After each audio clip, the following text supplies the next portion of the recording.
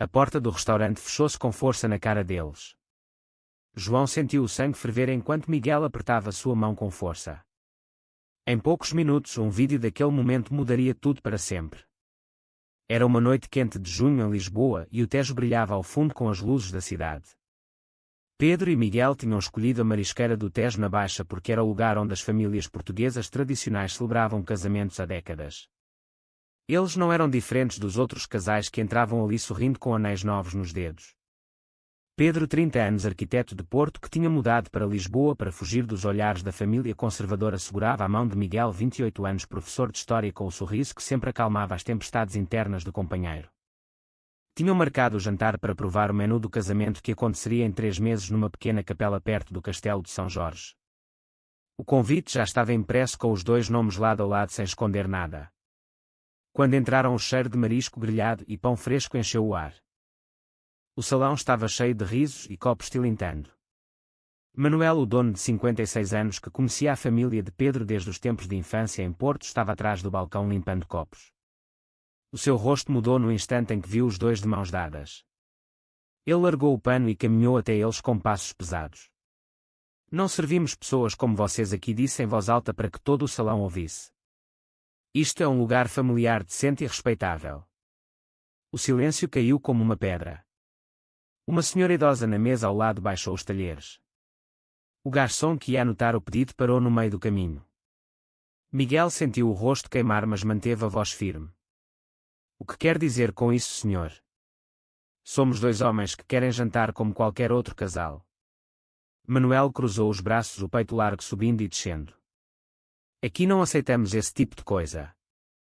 A minha casa tem valores cristãos e não vou mudar por causa de modas modernas." Pedro sentiu o mundo girar. Ele conhecia Manuel desde criança. O homem tinha jantado na casa dos pais dele em Porto anos atrás, elogiando o bacalhau da mãe. Agora o mesmo homem o rejeitava na frente de estranhos.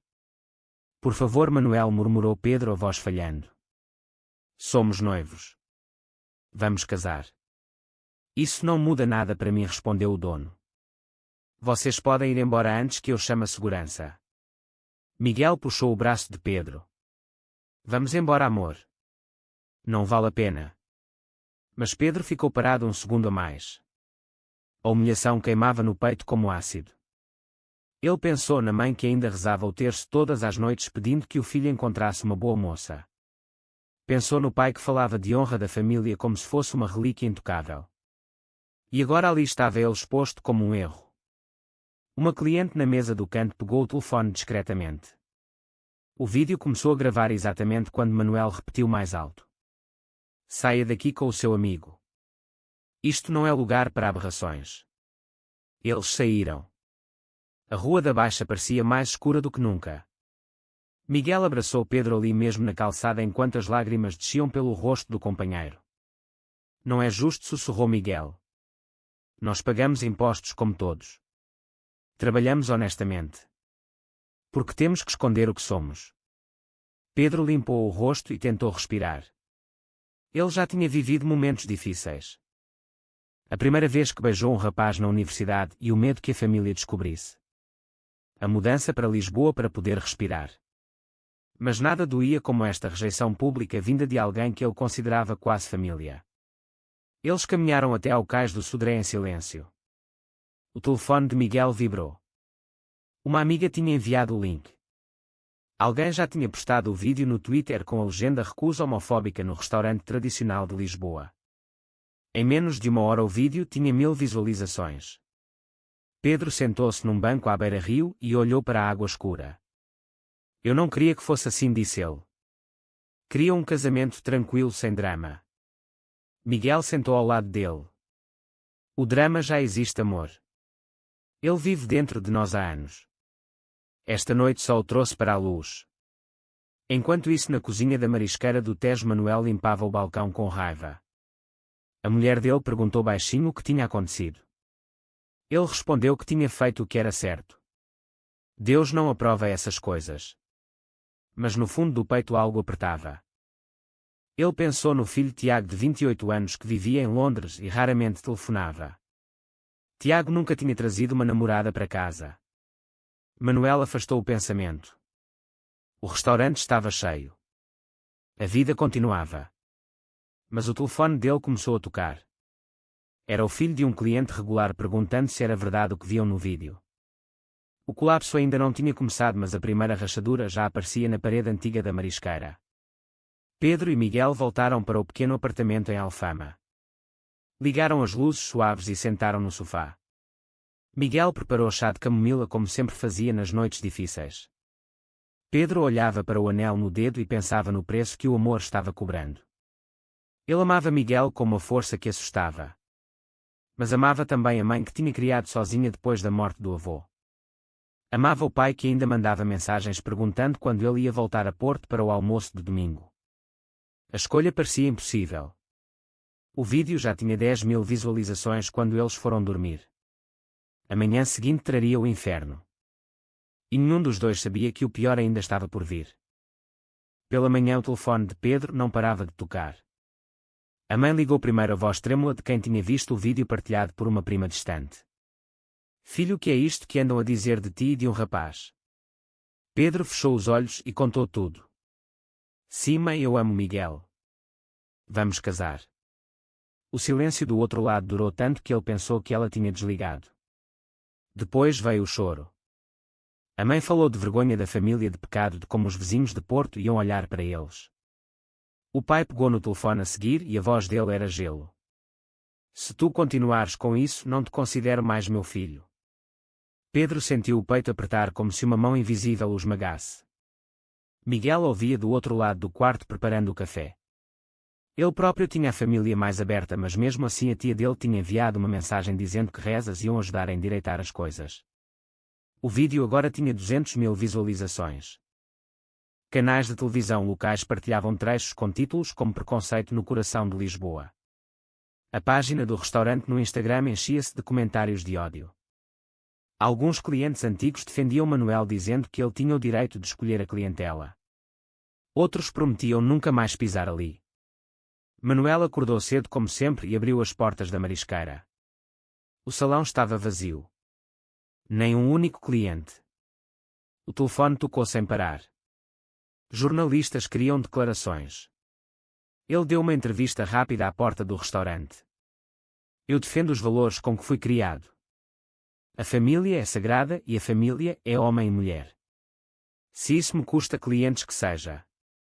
Deus está comigo. Mas à tarde os fornecedores começaram a cancelar entregas. 2 empregados pediram demissão dizendo que não queriam trabalhar num lugar que aparecia nos noticiários como homofóbico. Manuel sentou-se na cozinha vazia e pela primeira vez em anos sentiu medo. O negócio que o pai dele tinha construído com as mãos ia desmoronar por causa de uma frase. Tiago, o filho, ligou de Londres à noite. Pai, eu vi o vídeo. Como pudeste? Manuel respondeu seco. Tu não entendes as coisas da vida real. Tiago ficou em silêncio, depois disse baixinho. Talvez eu entenda mais do que tu pensas. A chamada terminou abruptamente. Pedro e Miguel passaram o dia em reuniões com um advogado amigo. O advogado disse que podiam processar por discriminação. A lei portuguesa era clara. Mas Pedro hesitava. Se eu processar, destruo Manuel completamente. Ele tem família. Tem netos. Miguel olhava para ele com dor nos olhos. E nós temos o direito de sermos tratados como pessoas. Tu estás a escolher a família dele em vez da nossa. Foi a primeira vez que eles discutiram de verdade. Pedro saiu para andar sozinho pela moraria. Sentou-se no mirador e olhou para a cidade que amava. Lembrou-se do dia em que conheceu Miguel numa feira de livros. Miguel falava apaixonadamente sobre a história do casamento igualitário em Portugal desde 2010. Pedro tinha ficado encantado com aquela mistura de inteligência e bondade. Agora o mesmo amor que os unia estava a separá-los do mundo. À noite o vídeo chegou a 1 milhão de visualizações. Uma influenciadora gay de Lisboa organizou um protesto em frente à marisqueira para o dia seguinte. Manuel viu as imagens na televisão e sentiu o estômago revirar. A mulher dele chorava na sala. O que vamos fazer? Ele não tinha resposta. Pedro recebeu uma mensagem da irmã mais nova. Ela estava em Porto. Viu o vídeo. Estou orgulhosa de ti, irmão. Mas o pai está furioso. Ele diz que se tu casares não vem ao funeral dele. Pedro leu e apagou o telemóvel. Miguel abraçou-o por trás. Nós vamos sobreviver a isto. Mas Pedro não tinha tanta certeza. O preço do amor estava a ficar demasiado alto. E a rachadura na família dele parecia impossível de reparar. Na marisqueira as luzes ficaram acesas até tarde. Manuel limpava mesas vazias e pensava no filho que nunca tinha realmente conhecido. Pela primeira vez questionou se os valores que defendia valiam a solidão que agora o cercava. O protesto em frente à marisqueira reuniu mais de 300 pessoas. Bandeiras arco-íris tremulavam ao vento da baixa. Gritavam por igualdade. Manuel viu tudo da janela do primeiro andar. O coração batia forte. Ele não saiu. A mulher implorou para ele pedir desculpas publicamente. Ele recusou. O orgulho era mais forte que o medo. Mas quando o protesto acabou e os manifestantes deixaram o chão cheio de cartazes, Manuel desceu e leu um deles. O amor não é escolha. A frase ficou-lhe na cabeça o dia inteiro. Tiago ligou novamente. Pai, eu estou em Portugal. Chego amanhã. Quero falar contigo pessoalmente. Manuel sentiu um misto de alegria e pavor. O filho nunca visitava sem avisar. Pedro e Miguel decidiram não participar do protesto. Queriam privacidade. Mas a privacidade já tinha desaparecido. Um jornal publicou uma reportagem com foto deles dois tirada à porta do restaurante. O título era Casal gay humilhado luta por justiça. O telefone de Pedro não parava. Clientes do escritório de arquitetura cancelavam reuniões. Um grande projeto em Cascais foi adiado indefinidamente. Miguel recebeu e-mails de pais de alunos perguntando se ele era mesmo gay e se isso afetava o ensino da história. A diretora da escola chamou-o para uma conversa. Disse que o apoio da escola era total, mas que ele devia ter cuidado com a imagem. Miguel saiu da reunião com os punhos cerrados. À noite os dois jantaram em casa. A discussão voltou. Tu queres perdoar o Manuel, disse Miguel. Eu vejo nos teus olhos. Pedro baixou a cabeça. Ele é velho. Cresceu noutra época. A mãe dele ainda reza por mim. Miguel levantou-se. E a tua mãe reza para que tu sejas infeliz. Isso é justo. Pedro não respondeu. No dia seguinte Tiago chegou a Lisboa. Foi direto à marisqueira. Pai, temos que conversar. Manuel fechou a porta do escritório. O filho sentou-se à frente dele e respirou fundo. Eu sou gay. Sempre fui. Nunca disse porque tinha medo da tua reação. Manuel ficou branco. Não pode ser. Tu és meu filho. Tiago continuou. Vi o vídeo. Vi como trataste aquele casal. Senti como se me tivesse expulsado a mim. Manuel levantou-se e caminhou pela sala. Isto é culpa das modas de hoje. Das redes sociais. Tiago levantou a voz pela primeira vez na vida. Não, pai. É culpa de homens como tu que fecham portas em vez de corações. A discussão durou horas. Manuel chorou pela primeira vez em 30 anos. Tiago saiu dizendo que voltaria para Londres e que talvez nunca mais voltasse. Manuel ficou sozinho no escritório escuro.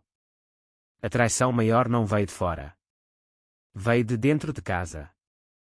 Enquanto isso, a irmã de Pedro publicou um post nas redes sociais defendendo Manuel. Dizia que o irmão tinha perdido o juízo e que a família tradicional precisava de ser protegida. Pedro leu o post e sentiu o mundo ruir. A própria irmã o traía. Ligou para ela aos gritos. Como pudeste?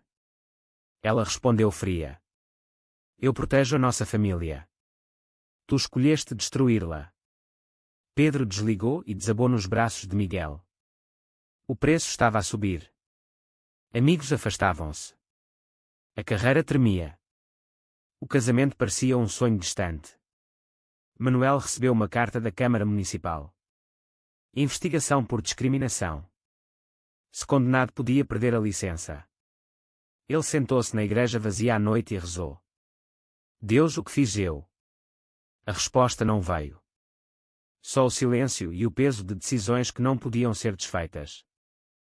A investigação oficial começou.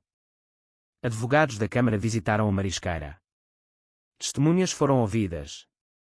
Manuel contratou um advogado caro que lhe disse para se preparar para multas pesadas. A mulher dele parou de falar com ele. Dormia no quarto da neta. Tiago voltou para Londres sem se despedir. Pedro perdeu 2 grandes projetos seguidos. O escritório reduziu o horário dele. Miguel foi chamado à direção da escola para uma reunião de emergência. 2 pais tinham pedido transferência dos filhos alegando influência negativa. A diretora pediu-lhe que tirasse uma licença sem vencimento até as coisas acalmarem. Miguel recusou. Eu ensino história, não ideologia. Mas saiu da escola com o coração pesado. Os 2 sentaram-se no terraço do apartamento em Alfama e olharam para as luzes da cidade. Lembraram-se da primeira viagem juntos a Sintra. Do riso que partilhavam antes de o mundo interferir. Agora cada decisão pesava como chumbo. Pedro confessou o medo. Se eu processar o Manuel, a minha família nunca me perdoa. Se eu não processar, eu nunca me perdoo. Miguel segurou as mãos dele. O amor não pode ser condicional. Mas Pedro via o cansaço nos olhos do companheiro. A traição da irmã ainda ardia. Ele marcou um encontro com Manuel num café neutro perto do Rossio. Os 2 homens sentaram-se frente a frente. Manuel parecia envelhecido 10 anos. Desculpa, disse ele de repente. Eu estava errado. Pedro ficou mudo. Não esperava aquelas palavras. Manuel continuou. O meu filho é gay. Ele disse-me. E eu perdi-o. Pedro sentiu as lágrimas subirem.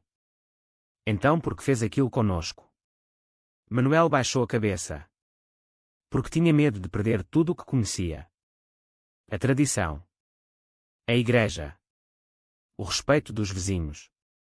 Agora perdi tudo na mesma. Pedro saiu do café sem prometer nada. Voltou para casa e contou a Miguel. Ele pediu desculpas. Miguel ficou em silêncio um longo tempo. Depois disse. Desculpas não apagam o vídeo. Não apagam a humilhação. Mas talvez possam começar a curar. Naquela noite Pedro ligou à mãe.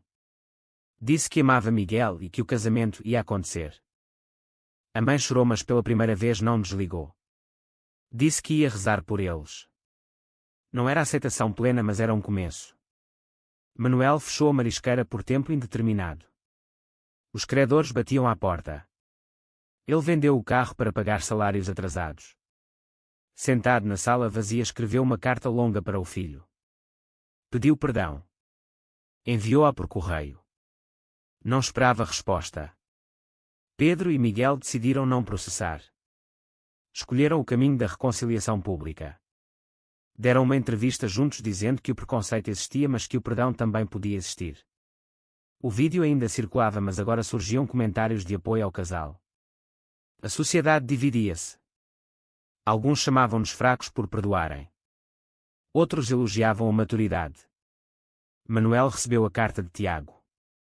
O filho escrevia que precisava de tempo, mas que talvez um dia pudessem conversar. Manuel chorou sozinho na cozinha escura. O preço tinha sido pago. As feridas continuavam abertas, mas a luz começava a entrar por elas.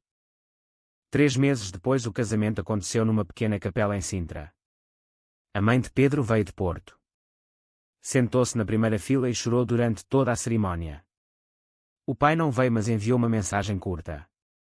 Cuida dele, Manuel não foi convidado, mas enviou um envelope com um cheque pequeno e um bilhete. Para o vosso futuro. Que Deus vos abençoe. O restaurante nunca reabriu. Manuel vendeu o espaço a um grupo jovem que transformou em café inclusivo. Ele agora trabalhava como cozinheiro num restaurante pequeno em Setúbal, longe dos holofotes. Tiago visitou uma vez. Eles jantaram em silêncio, mas o filho ficou até ao fim da noite. Pedro e Miguel mudaram-se para um apartamento maior em Campo de Ourique. A carreira de Pedro recuperou lentamente. Miguel voltou a dar aulas com um novo brilho nos olhos. Eles aprenderam que o amor verdadeiro exigia escolhas diárias. Escolhas que custavam. Mas que também curavam. A sociedade continuava dividida. Alguns diziam que o casal tinha sido demasiado brando. Outros que Manuel tinha sido destruído injustamente. Pedro e Miguel evitavam os debates. Preferiam viver. Numa tarde de outono eles voltaram ao cais do Sodré onde tudo tinha começado. Sentaram-se no mesmo banco. Miguel perguntou: "Arrependes-te de alguma coisa?" Pedro sorriu. "Só de não ter lutado mais cedo por nós." Eles beijaram-se ali ao sol. O Tejo brilhava como no primeiro dia. A vida seguia. Com cicatrizes, mas inteira. E no fim de tudo restava a pergunta que ninguém conseguia responder facilmente. Foi correto destruir completamente a vida de um homem por causa de um momento de preconceito ou a sociedade exagerou na punição esquecendo que ele também era humano e capaz de mudar?